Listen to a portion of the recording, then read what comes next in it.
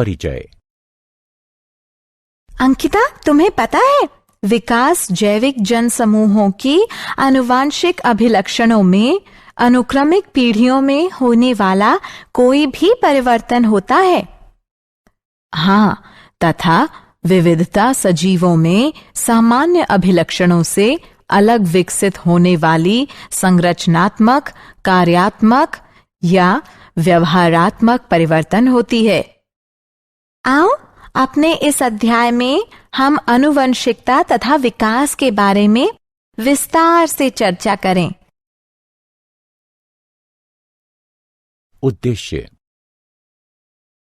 इस पाठ के अंत में आप निम्न करने में सक्षम हो जाएंगे: विकास को परिभाषित करना, जीवन का उद्गम समझना, उपार्जित तथा वंशानुगत लक्षणों को पहचानना, जाति उद्भवन समझना, विकास तथा वर्गीकरण को समझना, अनुरेखण विकासात्मक संबंधों को समझना, जीवाश्म को पहचानना, विकास चरण को समझना, विकास तथा प्रगति में अंतर पहचानना और मानव विकास की प्रक्रिया समझना। विकास। विकास एक सतत प्रक्रिया होती है जिससे होकर वर्तमान जीव तथा पौधे जीवन के उद्गम के समय से विकसित हुए हैं। विविधता। जैसा कि हम पहले चर्चा कर चुके हैं कि विविधता सजीवों में सामान्य अभिलक्षणों से अलग विकसित संरचनात्मक, कार्यात्मक एवं व्यवहारात्मक परिवर्तन होती है। विविधताओं का उद्गम तथा संचयन आवश्यक होता है क्योंकि ये विकास के लिए कच्चा पदार्थ प्रदान करती हैं।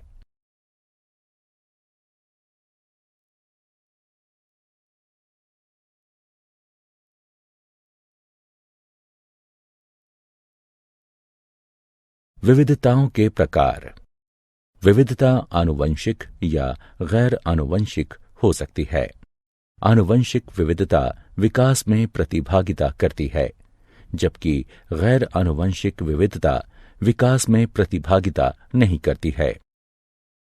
कोशिकाओं की प्रवृत्ति के आधार पर जहां ये विविधता उत्पन्न होती है, दो प्रकार की विविधताएं होती हैं: सोमेटोजेनिक विविधता या उपार्जित लक्षण, भ्रूणीय या ब्लेस्टोजेनिक विविधता।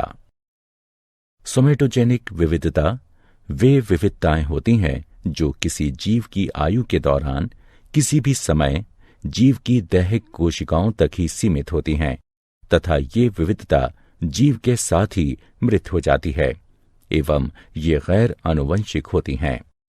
ऐसी विविधताएं जीवों के जीन में पाई जाती हैं। ये या तो पहले से ही उनके पूर्वजों में उपस्थित होती हैं या समय के साथ उत्पन्न हो सकती हैं। ये विविधताएं आनुवंशिक होती हैं तथा विकास के लिए कच्चे पदार्थ का निर्माण करती हैं।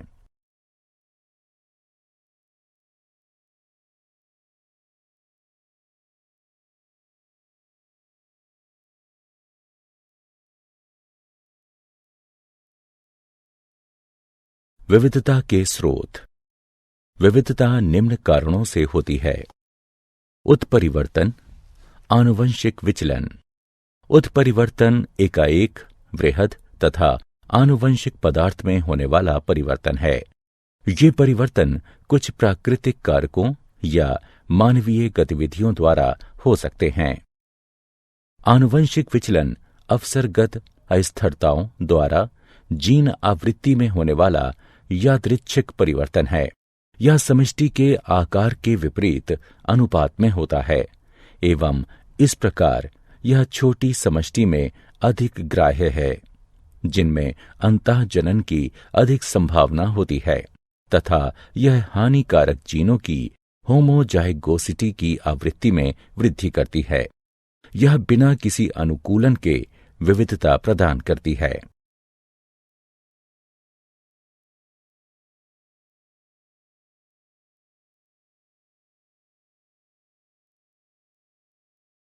जीवन की उत्पत्ति। जीवन की उत्पत्ति के सिद्धांत को डार्विन के प्राकृतिक चयन के सिद्धांत द्वारा सर्वश्रेष्ठ रूप से समझाया गया है। इस सिद्धांत के 3 मुख्य बिंदु हैं। प्रत्येक जीव में जीवित रहने तथा जनन करने की क्षमता है। जनन के दौरान जीव प्रजातियों के साथ विविध अभिलक्षणों में विविधता प्रदर्शित करते हैं। लाभप्रद अभिलक्षणों के साथ जीवों में अधिक जनन करने की क्षमता होती है। वे अभिलक्षण जो जीवों के जीवित रहने में सहायता करते हैं, वे उनकी संतानों द्वारा आनुवंशिक रूप से अपनाए जाते हैं तथा पीढ़ी दर पीढ़ी ये धीरे धीरे बढ़ती हैं या ये प्राकृतिक रूप से चयनित हो जाती हैं।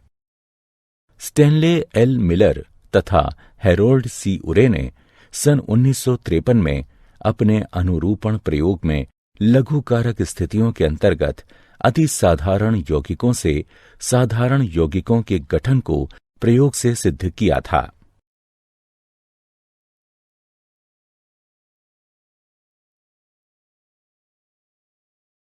उपार्जित तथा वंशानुगत लक्षण। आनुवंशिक अभिलक्षण वे होते हैं जो जनन कोशिकाओं में डीएनए द्वारा नियंत्रित होते हैं तथा एक पीढ़ी से दूसरी पीढ़ी में स्थानांतरित होते हैं। इन अभिलक्षणों में किसी भी परिवर्तन का परिणाम विविधता होती है। उपार्जित अभिलक्षण वे होते हैं जो किसी जीव द्वारा उसके जीवन में उपार्जित किए जाते हैं तथा ये डीएनए में कोई भी परिवर्तन नहीं लाते हैं तथा इस प्रकार अगली पीढ़ी में किसी भी प्रकार से स्थानांतरित नहीं होते हैं। जाति उद्भव। जीव उद्भव नई प्रजातियों के बनने की प्रक्रिया है। जब भौगोलिक रूप से एकाकी सदस्यों के मध्य विविधता उत्पन्न हो जाती है, जिनके कारण से जनन वियोजन होता है, जहां कुछ प्रजातियां एक दूसरे के साथ जनन नहीं करती हैं।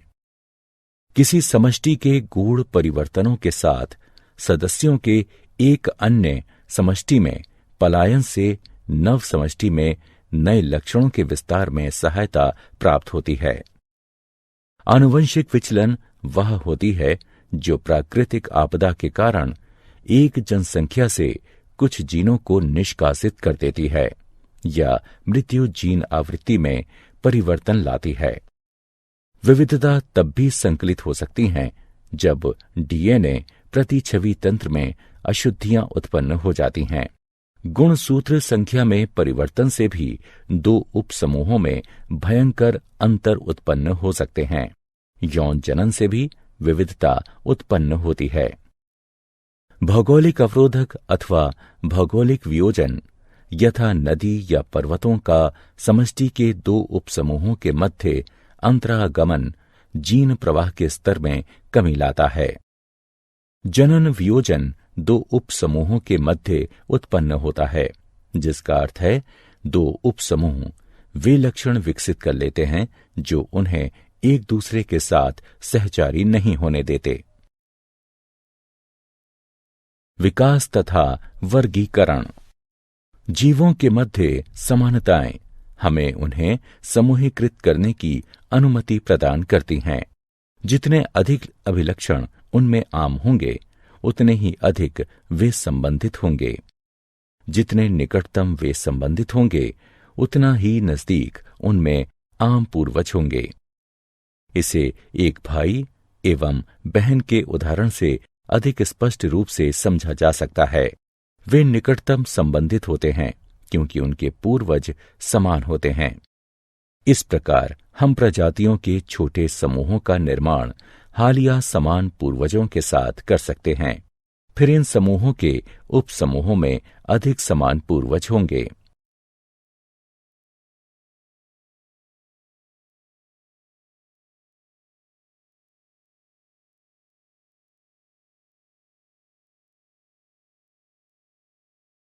विकासात्मक संबंधों का अनुरेखण।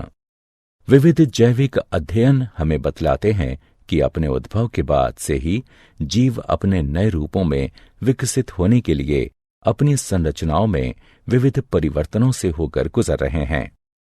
विभिन्न प्रकार के जीवों में कुछ समान प्रकार की विशिष्टताएं विकास के पक्ष में प्रमाण प्रस्तुत करती हैं, क्योंकि उन्हें एक समान पूर्वज से विकसित हुआ माना जा सकता है।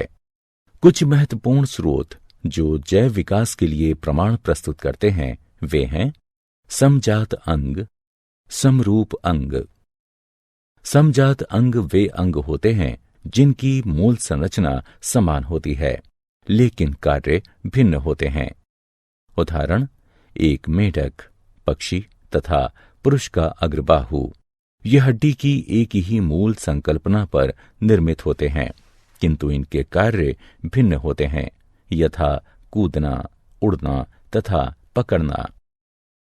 समरूप अंग वे अंग होते हैं जिनकी मूल संरचना तो भिन्न होती है, किंतु उनके कार्य समान होते हैं।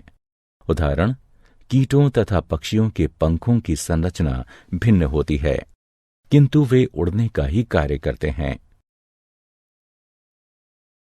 जीवाश्म। अतीत में रहने वाले मृत पशुओं या पौधों के अवशेषों को जीवाश्म के रूप में जाना जाता है। एमोनाइट यानी अक्षय रुख, नाइटिया यानी मछली तथा राजासुर यानी डायनासोर जीवाश्मों के कुछ उदाहरण हैं। यदि हम मिट्टी को खोदते हैं तथा जीवाश्म को खोजना आरंभ करते हैं तो हम पाते हैं कि सतह के निकट उन जीवाश्मों की तुलना में नए जीवाश्म मिलते हैं जो हमें गहरी सतह में जाकर प्राप्त होते हैं। चलिए हम अब 100 मिलियन पूर्व से आरंभ करते हैं। कुछ अकशेरुक सागर तट पर मारे गए तथा रेत में दफन हो गए और रेत एकत्र होती गई तथा दाब के चलते रेतीले पत्थर बनते गए।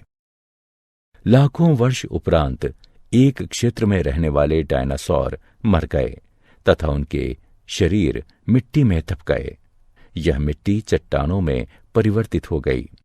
चट्टानों में पहले से ही अकशेरुकियों के जीवाश्म थे। इसके और कई लाखों वर्ष उपरांत अश्व जैसे जीवों के शरीर उस क्षेत्र में चट्टानों में दबकर पहले से बनी इन चट्टानों पर जीवाश्म बन गए। कई वर्ष उपरांत क्षरण अथवा जल प्रवाह के द्वारा कुछ चट्टानें हटीं तथा अश्वनुमा जीवाश्मों का पता चला।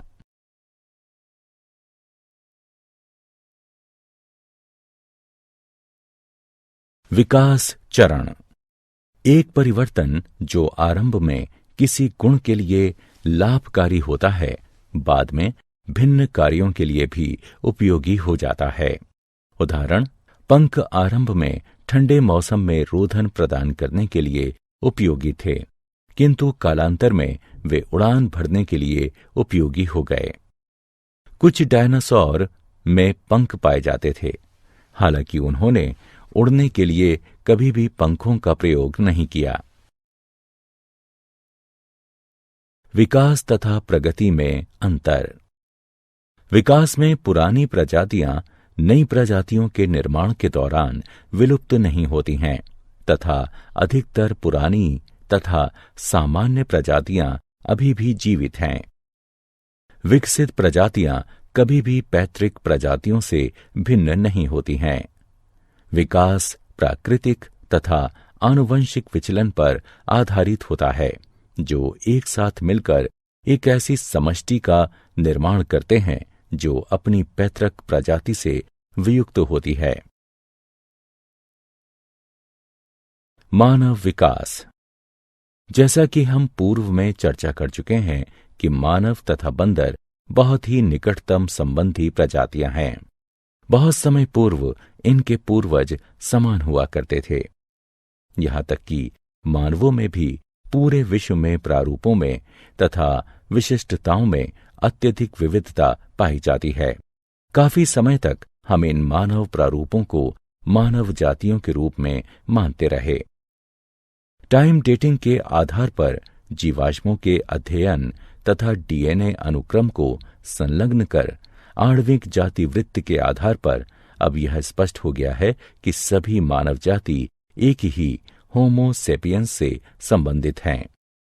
होमो सेपियंस के आरंभ के सदस्य अफ्रीका से आए प्रतीत होते हैं। हमारे कुछ पूर्वज अफ्रीका में ही बने रहे तथा कुछ पूरे द्वीप में फैल गए। कुछ ने अफ्रीका छोड़ दिया तथा समय के साथ पूरे ग्रह पर फैल गए। अन्य प्रजातियों के समान पूर्वजों के इन समूहों ने भी अपना जीवन अभिभावी परिवेश में व्यतीत किया तथा विभिन्न भौगोलिक क्षेत्र में विशेष विशिष्टताओं के साथ विभिन्न रंग के होने के लिए आनुवंशिक विविधता विकसित कर ली। क्या आप जानते हैं, टी डॉब्जेंस्की ने आनुवंशिक तथा प्रजातियों का उद्गम नामक पुस्तक लिखी है। कोकरवेट जटिल जैव यौगिकों के संग्रह होते हैं तथा खंडकरण एवं विखंडन द्वारा प्रगति तथा विभाजन में सक्षम होते हैं। आरंभिक कोशिकाएं प्रवृत्ति में अवायवीय, प्रोकैरियोटिक तथा कीमो पर पोषित थीं। ए.आई. ओप्रिन ने जीवन की उत्पत्ति पुस्तक 1936 में लिखी। हर्बर्ट स्पेंसर ने विकास शब्द दिया। चार्ल्स डार्विन ने जैविक विकास के सिद्धांत का प्रस्ताव दिया, जो संशोधन के साथ वंशानुक्रम प्रतिपादित करता है।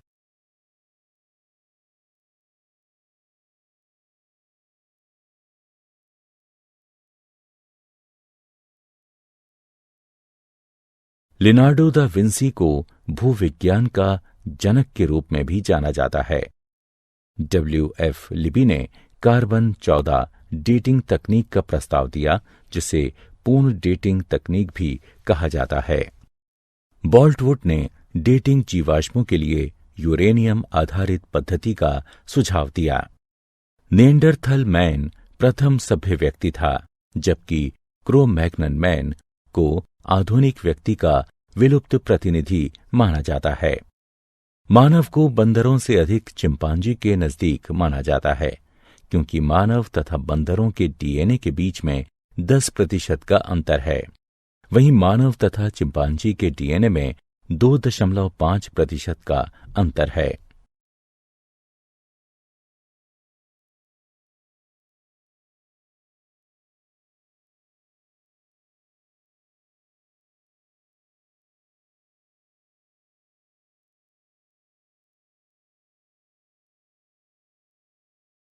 सारांश। आइए हमने जो कुछ सीखा है उसे संक्षेप में दोहराएं। विविधताओं के मुख्य स्रोत हैं उत्परिवर्तन, जीनों का पुनर्संयोजन, आनुवंशिक विचलन आदि। उत्परिवर्तन आनुवंशिक पदार्थ में एकाएक वृहद तथा आनुवंशिक परिवर्तन होते हैं। उत्परिवर्तन एक विकासात्मक कारक के रूप में कार्य करता है तथा समष्टि में विविधताओं का निर्माण करता है एवं उसे बनाए रखता है। प्राकृतिक चयन विभिन्न जनन के माध्यम से संचालित होता है, जिसकी वजह से कुछ लाभकारी आनुवंशिक विविधताएं समष्टि के अधिक से अधिक सदस्यों के बीच फैल जाती हैं। यह उनकी जीन आवृत्ति में वृद्धि करती हैं। आनुवंशिक विचलन पैतृक आवृत्ति में यादृच्छिक परिवर्तन होता है, जो अचानक उतार चढ़ाव से उत्पन्न होता है। आनुवंशिक विचलन कुछ विशिष्टताओं की आवृत्ति में वृद्धि करता है, जिनमें कुछ उत्तरजीविता लाभदायक होते हैं।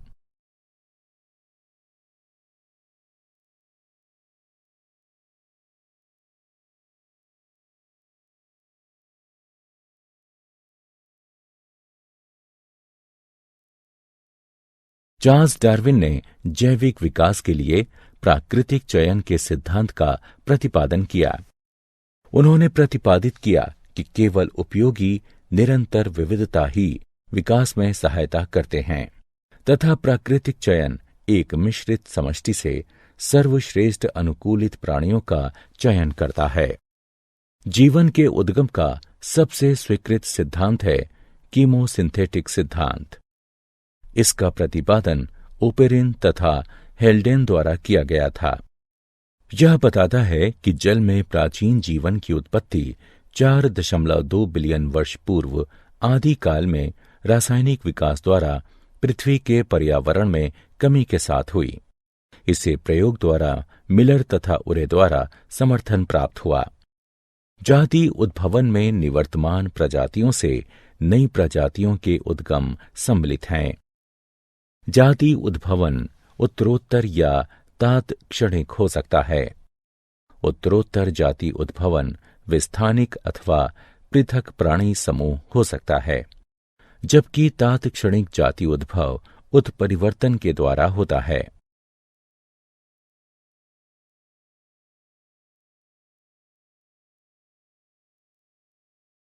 विकासात्मक संबंध जीवों के वर्गीकरण द्वारा अनुरेखित किए जा सकते हैं।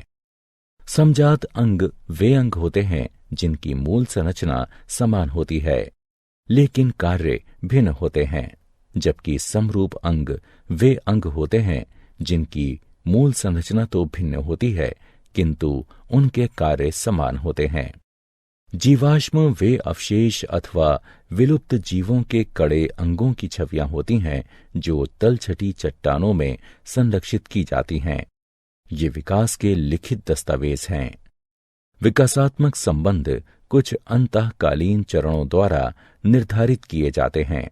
उदाहरण, पंख वाले डायनासोर यह विचार प्रदान करते हैं कि पक्षी भी विशालकाय सरीसृप हुआ करते थे।